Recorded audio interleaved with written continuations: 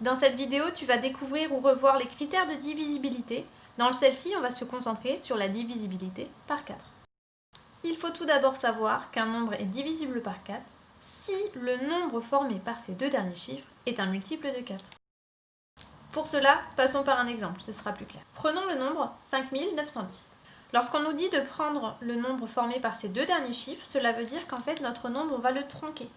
On va le couper ici entre le chiffre des dizaines et le chiffre des centaines. Nous allons alors obtenir le nombre 10. On va se concentrer maintenant sur le nombre 10. Le nombre 10, on veut savoir si c'est un multiple de 4. Est-ce que 10 peut s'écrire comme quelque chose multiplié par 4 ou ce quelque chose est un nombre entier? Eh bien ici ce n'est pas possible parce que nous avons 1 fois 4 qui nous fait 4, 2 fois 4 qui nous fait 8 et 3 fois 4 qui nous fait 12. Donc ici ce n'est pas possible, 10 n'est pas divisible par 4, donc 5910 n'est pas divisible par 4. Prenons un nouvel exemple avec le nombre 524.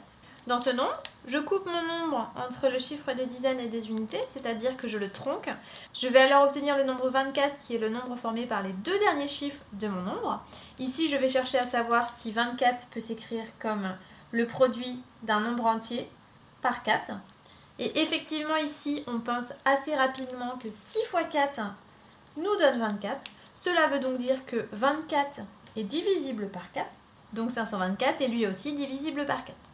Petite remarque, un nombre divisible par 4 est nécessairement divisible par 2. Déjà, tous les nombres qui ne seront pas pairs ne seront forcément pas divisibles par 4.